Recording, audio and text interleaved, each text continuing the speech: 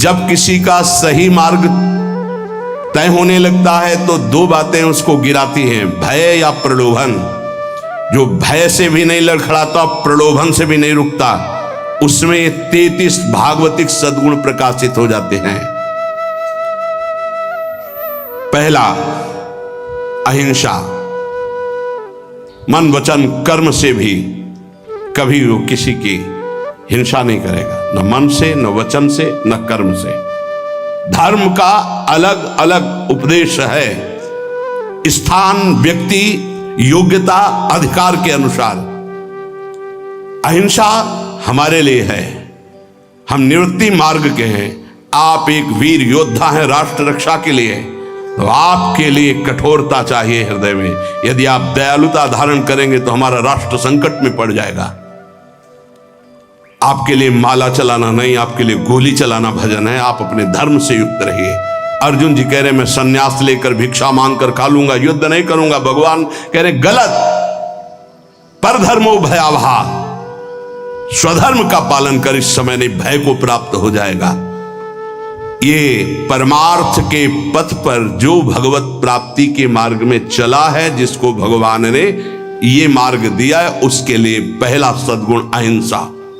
मन से, वचन से, कर्म से किसी की हिंसा नहीं करना। हिंसा और अहिंसा का निर्णय स्थान, अवसर, धर्म की स्थिति के अनुसार दिया जाता है, ना कि सार्वभौम। सार्वभौम अहिंसा का सिद्धांत नहीं चलेगा। हमारे धर्म का नाश करने आ रहा, हम अहिंसा व्रत लेकर बैठे, हमारी मर्यादा, हमारे राष्ट्र, हमारे धर्म का नाश करने जा रहा है, तो इस समय हिंसा ही अहिंसा से बढ़कर के भी है, ये समझना होगा। इसलिए बहुत विवेक परमार्थ में चाहिए। जो निवृत्ति परक साधक हैं, उनके हृदय में अहिंसा धर्म का प्रादुर्भाव होता है, और अहिंसा धर्म भी अपना रूप अलग धारण करता है। जैसे वेन राजा ने भगवान के विरुद्ध आचरणों की स्थापना करनी चाहिए, तो संतों ने जो अहिंसा व्रत के परम पुजारी, उन्होंने उसकी हिंसा कर दी, क्योंकि उस समय हिंसा ही सबसे बड़ा धर्म है। और उसके शरीर से फिर मत कर भगवान पृथु को प्रकट किया। ये बड़ा सूक्ष्म विषय, धर्म बड़ा सूक्ष्म विषय है। दूसरा, सत्य।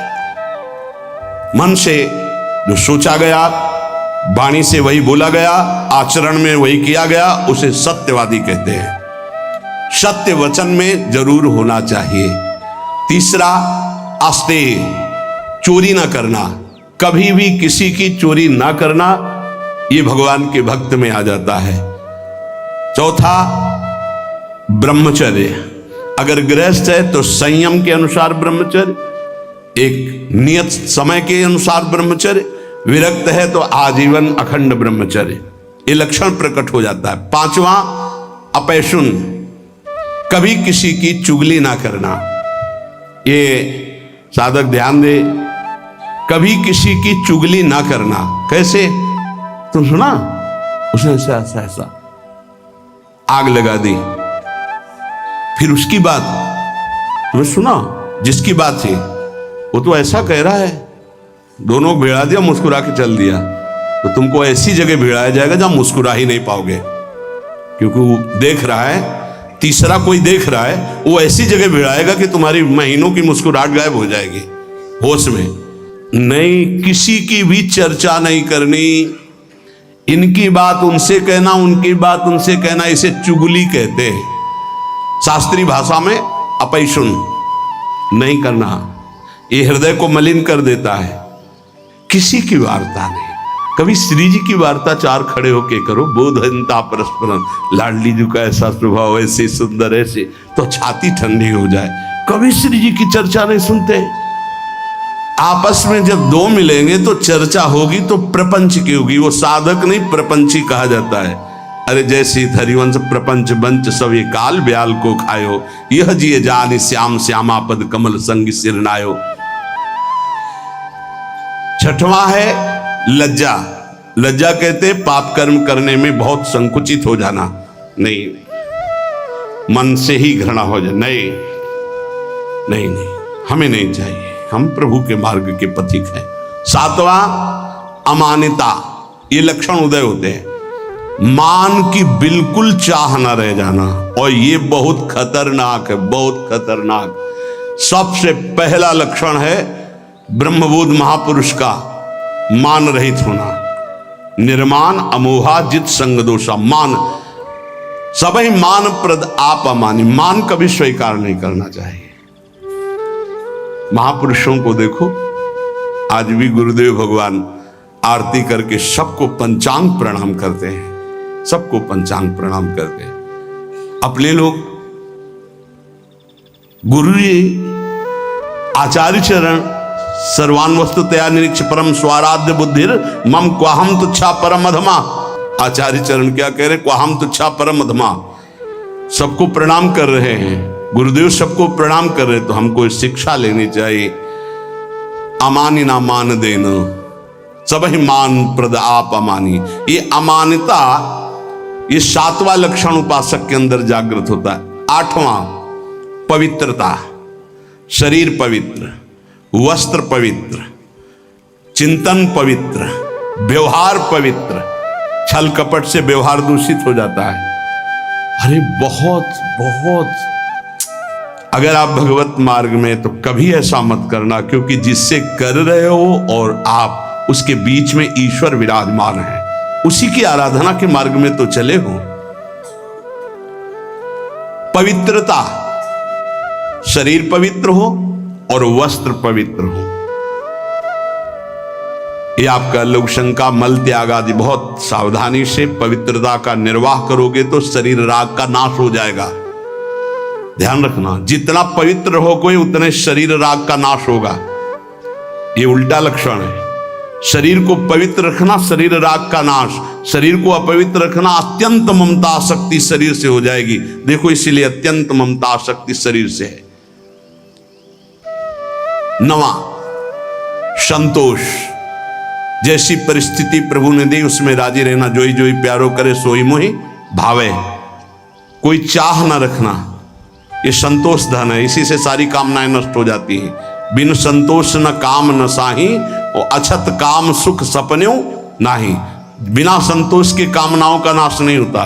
तो उपासक के हृदय में संतोष आ जाता है, जैसा प्रभु ने दिया। आज सब्जी भी नहीं है, प्रभु की बड़ी कृपा है, रोटी अकेले पा ली। आज रोटी भी नहीं है, जल से काम चला लिया।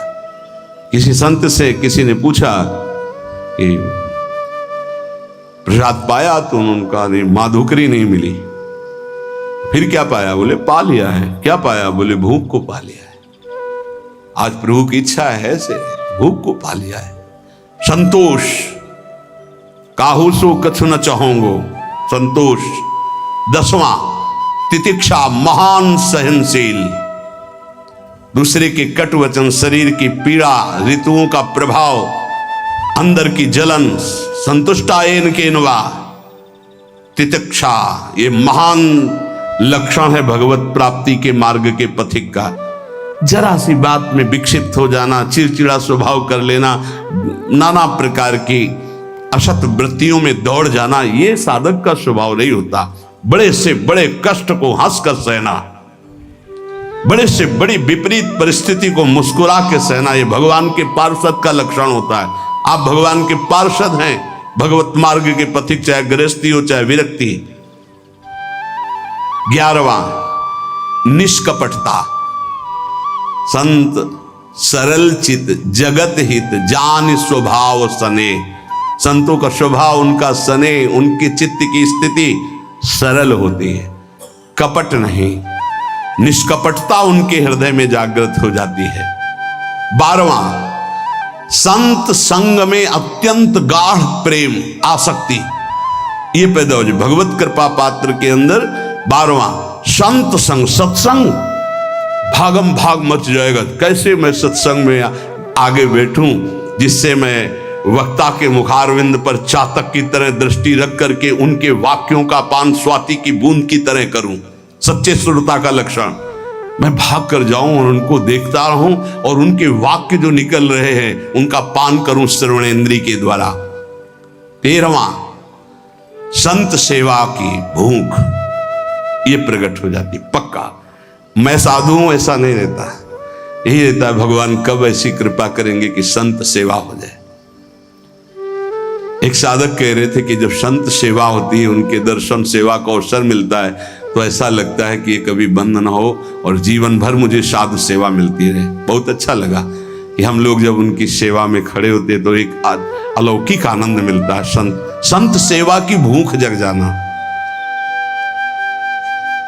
बड़े भावुक जन होते हैं, बड़े भावुक जन होते हैं। इससे बहुत बड़ा प्रभाव पड़ता है, बहुत बड़ा हृदय में प्रभाव पड़ता है। एक संत थे जो कभी सेवा स्वीकार नहीं करते थे, तो बाहर उस समय शौच जाने को होता था, तो जहां वो बाहर शौच जाते थे तो एक भगत थे, वो कभी शिष्य नहीं बनाते थे संत। तो कैसे सेवा करें, कहीं कुटिया में सेवा को तो अवसर ही नहीं था, तो जब शौच हो जाते तो शौच को गड्ढा खोद करके ऊपर से रथ से पाट देते। तो पहले जिस एरिया में शौच जाते थे तो उनको दिखाई देती थी पड़ी, साफ साफ एकदम ऐसे।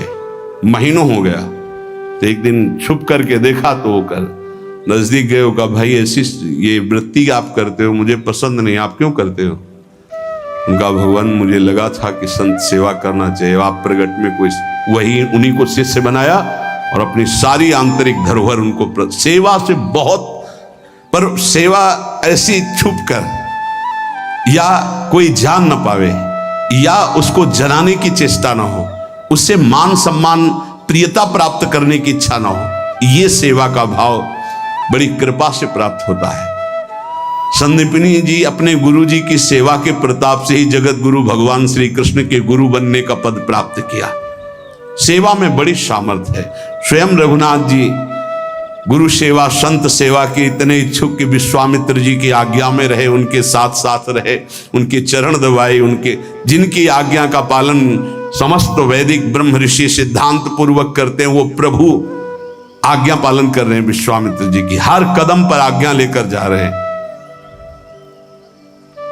14वां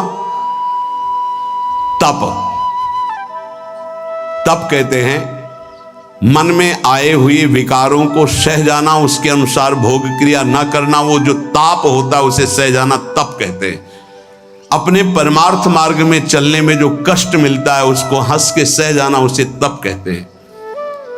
जैसे किसी को भी नींद ना आती हो तो इस समय आराम से आ जाएगी घर में आराम से, लेकिन आप नींद का त्याग करके तो प्रणाम करते हैं। कहते हैं कलयुग चल रहा है, प्रणाम करते 10-10, 20-20 हजार लोग मार्ग में, अगर हम वहां से 2:15 बजे निकलते हैं तो वो कै बजे से लगे होंगे, कै बजे खड़े रहे होंगे, कहां से आए होंगे, और किसी के चेहरे में कोई निराशा नहीं, नाचते हुए उत्साहित होते। मुझे तो सतयुग दिखाई दे रहा है, सब राधा राधा राधा राधा राधा। कहां उनकी नींद है, कहां उनकी सुविधाएं, छोटे छोटे गोद में बच्चे लिए धक्का खाते हुए खड़े हुए। बलियारी उनको प्रणाम है, क्या देखने के लिए खड़े हैं? क्या मिल जाता है उनको? ना एक चाय मिलती, ना एक लड्डू मिलता है, ना उनको ऐसे भी तो नहीं होता कि और ऐसे है भी क्या, आया क्या कुछ तुम्हारे पास है?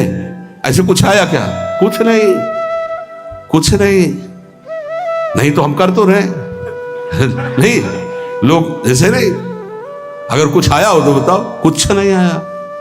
राधा राधा राधा आया, बोलो या ना बोलो, राधा राधा राधा कान में आया, श्रवण में सुना, तुम्हारा मंगल हो गया। कैसे भगवान की कृपा पात्र जन हैं। अपने तो संत नहीं है, संतों की चरण धूल के आश्रित हैं। वो केवल संत दर्शन मात्र के लिए दूर दूर से गाड़ियों से आकर के रोड में खड़े। आप सच्ची मानिए, जब दृश्य देखिए वहां पार्क उधर से जब मुड़ते हैं तो दोना पत्तल कीचड़, जहां कूड़ा है वहां वो खड़े हैं। तो उनके चरणों में मन प्रणाम करता है कि उनको ये नहीं कि मैं कीचड़ में घुसा खड़ा हूं या ये अशुद्ध दोने पत्तल उनके ऊपर खड़ा हूं, वह कहीं से भी दर्शन हो जाए मैं खड़ा हूं। प्रणाम है तप। अपने धर्म के पालन में जो कष्ट मिलता है उसको सहना। अपने धर्म के पालन में जो कष्ट है उससे, जैसे आप संयम से चल रहे तो काम वेदना जागृत हो रही, कोई आपको कटु वचन कह रहा तो क्रोध वेदना आ रही, आप अपने परिवार के मोह का पोषण नहीं कर रहे तो मोह जला रहा है, आपके पास अर्थव्यवस्था नहीं तो लोभ आपको सता रहा है, कई तरह की ऐसी वेदनाएं ताप हैं, पर साधक उधर ध्यान न देते हुए वो भगवान की तरफ बढ़ता, उसे ही तपस्वी कहते हैं। भारी तपस्या इसे कहते हैं। 15वां स्वाध्याय, अपनी वाणी जी का गायन और शास्त्र सिद्धांतों का स्वाध्याय। ये अगर आप नहीं भी करते हैं तो सुनने को मिल रहा है आप सबको, स्वाध्याय करने की रुचि बढ़ जाती है। देखो, जिनका हृदय अपवित्र है, जब वाणी जी होगी यहां बैठेंगे नहीं, यहां नहीं बैठेंगे, आपको बाहर मिलेंगे, क्योंकि मन बर्दाश्त नहीं कर पा रहा वाणी जी के श्रवण में। और जिनका मन निर्मल है, शांत वाणी जी में दृष्टि, उधर गायन हो रहा, कान में पड़ रही, अहो भाग्य, बैठे रहो, ये बंद करो, जो उद्दंडता है मन की बंद करो। सम दम, सम इंद्रियों को बहिर्मुख होने से बचाओ और अंतर्मुख रखो। दम मन का निग्रह करो, मन जो भोगों की तरफ जा रहा उसे प्रभु की तरफ लगाओ, बार बार हटाकर भोगों से प्रभु की तरफ लगाना मनोनिग्रह, और इंद्रियों को विषयों से हटा करके बार बार प्रभु की तरफ लगाना इंद्रिय निग्रह। शम दम, दान विनय, ये 17वां दान। अगर आपके पास 100 रुपए हैं, किसी को बीमार देख रहे हो, कष्ट में देख रहे हो, या साधु सेवा या गौ सेवा जो हमारे धर्म के स्तंभ है, अगर 1 रुपए भी दे देते हो धर्म की कमाई का, तो बहुत बड़ा वो दान है। बेईमानी करके आप 1 लाख देते हो, उसका कोई महत्व नहीं है, क्योंकि वो बेईमानी कारण जिसके पास जाएगा उसकी बुद्धि को भ्रष्ट करेगा। धर्म के द्वारा कमाया हुआ यदि 1 रोटी भी दे देते हो तो वो दान माना जाता है। और अगर कहीं ये मानकर दे देते हो कि आपकी वस्तु आपको समर्पित, तो सेवा बन जाती है। विनय, आपका व्यवहार विनय पूर्वक होना चाहिए। सबहि मान प्रद आप अमानी, विनय इसी में आएगा।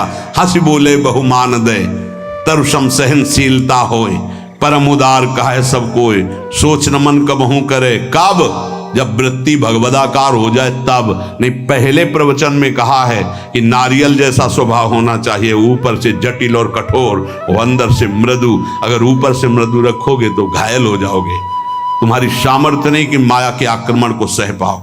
एक बार जो तुम्हारी तरफ देखे, दोबारा प्रियता भरी नजर से ना तुम देखो ना वो देखे, जब तक भगवत साक्षात्कार। इसीलिए उत्तम साधकों को देखा गया गंभीर मुद्रा, हिम्मत ही नहीं पड़ेगी कि तुम उनसे संभाषण कर लो, पक्का तुम्हारी हिम्मत नहीं पड़ेगी कि बात करो। अगर तुम्हें श्री हरिवंश भी कहना तो एक बार सोचना पड़ेगा, वही जाकर सिद्धावस्था को प्राप्त होते।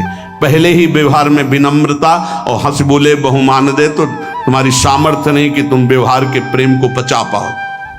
विनय। 18वां आर्जव। आर्जव कहते हैं सरलता को। अंदर की सरलता बहुत उत्तम है, बाहर की कठोरता अति आवश्यक है साधक के लिए, बहुत जरूरी है। अगर बाहर से सरल हुए तो धोखा हो जाएगा।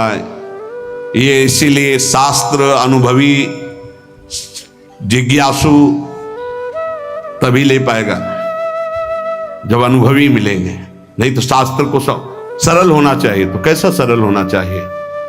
बहुत सावधान हृदय सरल होना चाहिए, बाहर बहुत विवेक पूर्वक। बिल्कुल कोई ऐसा सरल नहीं है कि साधक से आप संभाषण कर लें, ऐसा स्वभाव बनाना चाहिए। सरल हृदय, संत सरल चित्त। जरा शब्द पर देखिए, सरल चित्त, चित्त में सरलता हो, व्यवहार आपका निष्कपट निश्चल और व्यवहार थोड़ा शुष्क हो। कब तक? जब तक भगवत प्राप्ति न हो जाए। नहीं तो अगर शुष्क नहीं तो फिर रस में मक्खियां भनभनाने लगेंगी। आंतरिक रस बढ़ाओ, बाहर शुष्क रहो। जब बाहर ठाकुर जी श्री जी आदेश करें या बहने दो रस की धारा, तो वो फिर संभाल लेंगे। 19वां दया। दया बिना साधु कसाई, दया करी तो आफत आई। ये उड़िया बाबा के ही वचन है। दया बिना साधु कसाई, दया होनी चाहिए, लेकिन वही दया तुम्हें मुक्त करेगी, वही दया तुम्हारे अंदर होनी चाहिए। दया का उल्टा क्या है? याद। भगवान की याद भुला दे ऐसी दया कभी मत करना, जैसा भरत जी ने किया। भरत जी ने दया किया, वो ममता साथ में जोड़ दी, भगवान का भजन छूट गया, अगला जन्म हिरण का बने, तब भजन शुरू हुआ। दया करनी है, पर दयालु भगवान का स्मरण करते हुए जो दया हो जाए, ऐसी दया नहीं करनी कि भगवान का स्मरण छूट जाए, हम फंस जाएं उस दया में। बहुत ऐसी जगह है जहां दया में फंसा जाता है, फिर निकलना बहुत कठिन होता है, भगवान ही निकालते हैं। दया। और 20वां है प्रबल श्रद्धा। एक होती श्रद्धा, हमें आप पे बहुत श्रद्धा, प्रबल श्रद्धा। किसी के कुछ भी कहने पर भी हमारी श्रद्धा में कोई फर्क नहीं है, कुछ भी।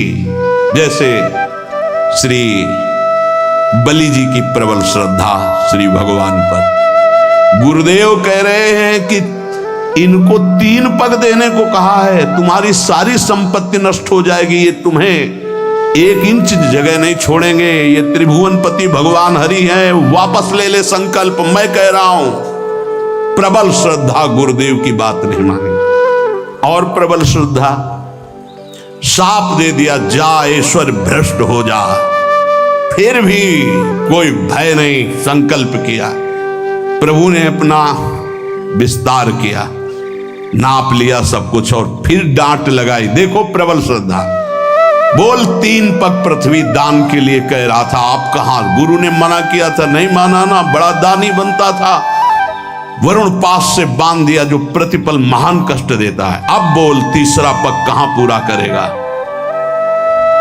बलि जी की प्रबल श्रद्धा में कोई फर्क नहीं पड़ा। प्रहलाद जी के नाती हैं, महाभागवत प्रहलाद जी के नाती, विरोचन पुत्र महाराज बलि। उन्होंने कहा, प्रभु अभी तो आपको प्रणाम भी नहीं किया, हाथ बंधे नहीं, आपको प्रणाम करता। प्रभु हम अपने वचन से पीछे नहीं हटने वाले। 3 पग कहा था, 2 पग में सब नाप लिया, उतने ही बड़े बनो जितने बड़े में मांगा था, और 3रा पग मेरे सर पे रखो और मुझे नाप लो। 2 पग में संपत्ति और 3रे पग में संपत्तिवान को। भगवान बिक गए। इसे कहते हैं प्रबल श्रद्धा। गुरु ने साप दे दिया, गुरु ने मना किया, भगवान ने बांध दिया, कटाक्ष किया, पर श्रद्धा पे कोई फर्क नहीं पड़ा। इसे कहते हैं प्रबल श्रद्धा। 21वां विवेक। ये विवेक बहुत बड़ा साधक का बल होता है, ये कहीं फंसने नहीं देता, हर जगह से विवेक बचा लेता। बहुत सुंदर अस्त्र है विवेक, जो हर समय काटता रहता है। मोह, ममता, राग, काम, क्रोध, लोभ, मद, सबको काट के भगवान की प्राप्ति कराने में बहुत बड़ा हाथ है विवेक का। और ये विवेक किसी बाजार में नहीं मिलता है, ये केवल साधु समागम में मिलता है। बिन सत्संग विवेक न होई, और राम कृपा बिन सुलभ न सोई। बिना सत्संग के विवेक नहीं होता, बिना राम कृपा के सत्संग नहीं प्राप्त होता। 22वां दृढ़ वैराग्य। दृढ़ वैराग्य त्याग कहते हैं। भोग सामग्री की भोगने की इच्छा है, पर भोगूंगा नहीं क्योंकि भगवत प्राप्ति करनी है, इसे त्याग कहते हैं। भोग सामग्री की भोगने की इच्छा का ही नाश हो गया है। भोग सामग्री आसपास है लेकिन नहीं, इच्छा ही नहीं है, उसका नाम वैराग्य है। दृढ़ वैराग्य, यहां से लेके ब्रह्मलोक तक के किसी भी भोग की सामर्थ्य नहीं कि उस उपासक के मन को ललचा दे, चलायमान कर दे, उसे दृढ़ वैराग्य कहते हैं। ये जागृत हो जाता है। 23वां एकांत सेवन की रुचि, अंतर्मुख। एकांत सेवन की रुचि, अंतर्मुख। बाहर के लिए कमरे की बात नहीं है, यहां कमरे में भी बैठकर आप एकांत नहीं रहेंगे यदि अंतर्मुख नहीं है। विषय चिंतन कर रहे हैं तो आप बाहर ही हैं, एकांत नहीं। एकांत अपने इष्ट के चिंतन में निरंतर लगे रहना। 24वां किसी भी तरह का कोई भी परिग्रह न रखना अपने लिए, कोई भी परिग्रह अपने लिए नहीं रखना। जिसने आज दिया है वही कल देगा। जो पूरे विश्व का भरण पोषण करता है वो इस शरीर का भी भरण पोषण करेगा। चिंता क्या करनी है? हम अपने कर्तव्य का पालन करते हैं, चिंता नहीं। हम प्रभु की आज्ञा में अपने जीवन को समर्पित करते हैं, भोगों की संग्रह में नहीं। अपरिग्रह, अपरिग्रह दो प्रकार का होता है, एक बाहर से लिया हुआ दान और एक अंदर चिंतन। ना हमें भोगों के, अगर आज जो है ये खाने को मिल जाता, अगर ऐसा वस्त्र मिल जाता, ऐसा ऐसा, ना अंदर से चिंतन और बाहर से प्राप्त होने पर जितना हमारे शरीर का भरण पोषण इसके अलावा नहीं है, हमें नहीं चाहिए। अगर वो उस पर महत्व बुद्धि है तो परिग्रह, परिग्रह है तो भगवान के अनुराग में बाधक है। अपरिग्रह, बाहर और आंतरिक दोनों जगह से आशा शून्य हो जाना। आशा ही परमम दुखम, नैराश्यम परमम सुखम, अपरिग्रही का लक्षण है। बिना आशा के जो भोग प्राप्त हुआ है उसमें भी पहले विवेक के द्वारा देखना है कि धर्मयुक्त है कि नहीं, फिर विवेक के द्वारा निर्णय करना है साधना में सहयोगी है कि नहीं, फिर कितनी आवश्यकता है उतना उपभोग करना। 25वां समाधान, कई बार कहा है सत्संग में कि साध्य और साधन के विषय में साधक का समाधान हो जाना चाहिए। आपको पता है आपका साधन क्या है, आपको पता है आपके साध्य कौन है, बस साध्य निश्चित किए श्यामा श्याम, साधन उनके गुरुदेव के द्वारा जो दिया हुआ उपासना का मार्ग है, बस उसी पर। अब साध्य साधन के विषय में कोई प्रश्न नहीं, कोई संशय नहीं। चित्त का भगवदाकार हो जाना, अपने आराध्य देव में समर्पित हो जाना ही वास्तविक समाधान कहा जाता है। अब इस इष्ट के विषय में या साधन के विषय में कोई शंका नहीं, उसे समाधान कहते हैं। 26वां उपरति, वैराग्य के ऊपर का हिस्सा है। वैराग्य में तो भोग सामग्री है पर भोगने की इच्छा नहीं है। उपरति में भोग सामग्री है ऐसा बोध भी नहीं रहता, एकमात्र केवल परमात्मा बुद्धि, ये उपरति जागृत हो जाती है। 27वां भगवत तेज, जिससे सब भयभीत रहते हैं, उसे भगवत तेज कहते हैं। कोई भी त्रुटि गलती करोगे, कोई भी धर्म विरुद्ध आचरण करोगे, तुम्हारा मन सामने आने के लिए नहीं कह पाएगा। तुम कटोगे, सामने नहीं आओगे। तुम्हारा अगर ज्यादा अपराध बन गया तो निंदा करने लगोगे, द्वेष करने लगोगे गुरुजनों से, क्योंकि तुम्हारे नाश का कारण बनेगा। भागवतिक तेज, जैसे श्री कपिल जी महाराज से सागर के जो 60,000 पुत्र थे, वहां आश्रम में घोड़ा बंधा हुआ था, उनको तो पता ही नहीं था, ध्यान में थे, किसी ने बांध दिया। उनको लगा कि इन्होंने तो उपद्रव मचा दिया, तो केवल देखा था, सोचा नहीं था। इतने में सब के सब भस्म हो गए। इसे भगवत तेज कहते हैं। दूसरा भगवत तेज का स्वरूप, घोर विषयी पामर नीच आचरण करने वाले की चित्त वृत्ति का परिवर्तन करके परमार्थ पे खड़ा कर देना, भगवत मार्ग में चला देना, इसको भागवतिक तेज कहते हैं।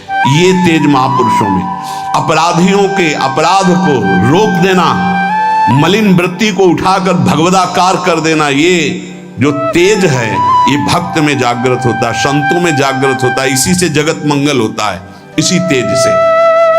जैसे किसी एक वैज्ञानिक ने कल, डॉक्टर कैंसर के और विज्ञान संपन्न थे, उन्होंने कहा मेरा विज्ञान आपकी इस प्रवचन में एक बात जो आई उसको स्वीकार नहीं करता कि किसी संत ने थूक दिया तो कैंसर ठीक हो गया। मैं उसका बहुत बड़ा मर्मज्ञ हूं कैंसर का।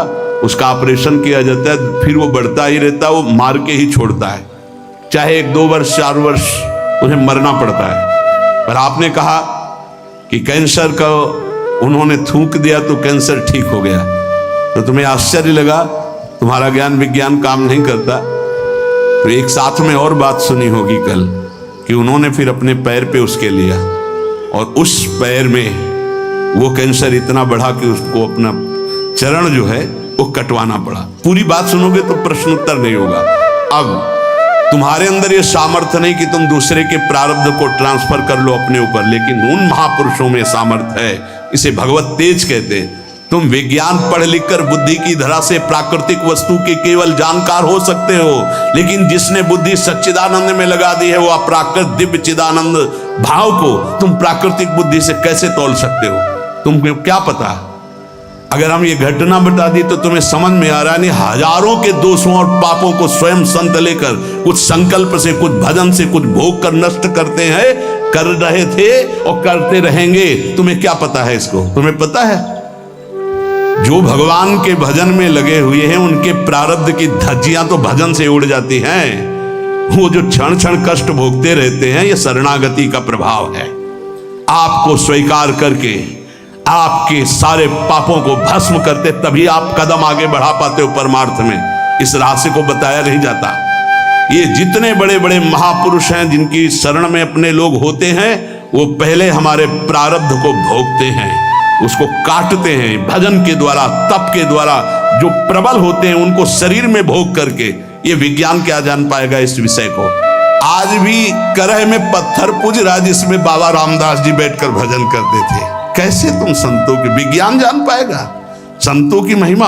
क्योंकि जितनी तुम बुद्धि लगा रहे हो वो सब प्राकृतिक ब्रह्मा के द्वारा रची हुई है। और जहां ब्रह्मा की भी बुद्धि काम नहीं करती है, जैसे भगवान बाल रूप जब थे तो सखा भी बने और बछड़ा भी बने, उन भगवान में जिनकी बुद्धि लगी उनको कैसे जाना जा सकता है? कोई आश्चर्य नहीं है। संत जन भगवान के विधान में अपने मन को रखते हैं। नहीं तो हम आपको सच्ची बताएं, विश्व में उनके जो हृदय की बात है तो ना कोई रोगी हो ना कोई माया में फंसे। भाई जी हनुमान प्रसाद पोद्दार जी से कहा आप भगवत साक्षात्कार करा सकते हैं, उनका पक्का। लेकिन प्रभु का ऐसा विधान नहीं, हम सच्ची कहते हैं, किसी से नहीं कहते कि भजन करो, हम सबको राधा कृष्ण के दर्शन करा देते हैं। पर मालिक का विधान नहीं है, क्योंकि मालिक जैसा खेलना चाहता है जमूरा वैसे ही उसके साथ खेलेगा। हम उनके दास हैं। प्रहलाद जी ने स्पष्ट देख लो, नरसिंह भगवान से कहा मुझे आपकी कृपा है पर्याप्त, मुझे नहीं चाहिए अब कोई वरदान। आपके चरणामृत और नाम जप आपकी कथा से हमारा सब हो जाएगा। हम इनके लिए रो रहे हैं जो माया में फंसे इनको। तो भगवान ने बुला के लाओ किसी को जो बैकुंठ चलना चाहता हो। ये कोई नहीं तैयार हुआ बैकुंठ में, कोई नहीं तैयार हुआ। सच्ची मानो, संत जो भगवत प्राप्त महापुरुष हैं अभी भगवत साक्षात्कार करा दे, पर आपके अंदर चाह नहीं है, आप माया में आ सकते। एक सूकरी मिली, सूकरी से कहा कि तू यहां कितना कष्ट सह रही, चल बैकुंठ। बोले चल तो तू बैकुंठ, लेकिन यहां जो विष्ठा मिलता है बैकुंठ में मिलेगा? बोले नहीं, वहां नहीं मिलेगा। बोले नहीं जाना बैकुंठ। हमारी आसक्ति विष्ठा तुल्य भोगों में इतनी हो चुकी कि हम बैकुंठ को भी तिरस्कृत कर रहे हैं। देख लो, ये जीवन भगवान की प्राप्ति के लिए मिला है। संतों की सामर्थ्य में संशय नहीं है, हम उनके सामर्थ्य का सदुपयोग करना नहीं जानते। अगर करुणा में संतों की आज्ञा पे केवल चल दो तो परम पद प्राप्त हो जाए, प्रिय प्रीतम प्राप्त हो जाए, ये उनमें तेज जागृत होता है। 28वां क्षमा, बड़े से बड़े अपराधी को क्षमा कर देना, ये संत स्वभाव में। 29वां महान धैर्यशाली। 30वां अद्रोह, किसी से कभी भी कहीं भी दुश्मनी नहीं उनकी होती, कहीं भी द्रोह नहीं होता। बड़े बड़े संतों से द्रोह की लीलाएं इस जगत ने की है। वो अपने आप को कष्ट लेकर के सह गए लेकिन किसी को कष्ट नहीं दिया। पक्का भारी से भारी जीवन में देखा गया, संतों के द्रोह करने वाले भी भगवान के बल से बलवान हो जाते हैं और द्रोह करते। अरे यहां तक कि अंतिम लीला तक प्रहार की लीलाएं हुई, जैसे पूज्य पादुड़िया अंतिम लीला करके दिखा दिया। जिस सर पर सैकड़ों बार अभिषेक हुआ, चंदन तुलसी पत्र आदि चढ़ते रहे, उन्हीं पर गड़ासा चला तो भी ओम और भगवत प्राप्त। अद्रोह। और 31वां अभय, भक्त में कभी भय नहीं रहता। जब तक पापाचरण करोगे तब तक निर्भय नहीं हो सकते, कोई भी हो, कहीं भी हो, कैसा भी हो। भक्त में अभय स्थिति जागृत हो जाती है। और 32वां है किंचन मात्र अहंकार नहीं रह जाता, अहंकार भगवत स्वरूप हो जाता है। और 33वां परम शांति को प्राप्त हो जाता है। ये सही ढंग से मार्ग में चलने वाले उपासक के अंदर 33 सद्गुण जागृत हो जाते हैं, जो साक्षात भगवान से अंश मात्र में उतरते हैं भक्त पर। अहिंसा, सत्य, अस्तेय, ब्रह्मचर्य, अपैशुन, लज्जा, अमानिता, शौच, संतोष, तितिक्षा, निष्कपटता, सत्संग, साधु प्रेम, साधु सेवा और तपस्या, स्वाध्याय, सम, दम, विनय, आर्जव, दया, श्रद्धा, विवेक, वैराग्य, एकांत सेवन, अपरिग्रह, समाधान, उपरति, तेज, क्षमा, धैर्य, अद्रोह, अभय, निरहंकारता और शांति, ये सद्गुण जो भगवान में विराजते हैं वो अंश रूप से भक्त में आ जाते हैं। हमें चाहिए मन वचन कर्म से इस बार हम निकले इस माया दलदल से, अपनी दैन्यता जो भोगों की बनाए हुए हैं, जो अपने में हीन भाव, हम गृहस्थ हैं, हम विषयी हैं, हम पापी हैं, अरे कुछ नहीं, हम भगवान के हैं। 100 बार हार करके भी अगली छलांग भगवान की तरफ मारेंगे और हम निकलेंगे इस प्रपंच से। कोई भी घबराने की जरूरत नहीं। गलतियां सबसे होती जो इस भूमि में पैदा होता है। भूमि परत भा ढाबर पानी, तिम जीवे माया लपटानी। नहीं, पीछे नहीं हटना, निराश नहीं होना, उदास नहीं होना, हर कदम राधा राधा राधा आगे बढ़ाना है और हमें इसी जन्म में भगवत प्राप्ति करनी। शेष चर्चा आगे। श्री राधा वल्लभ लाल की।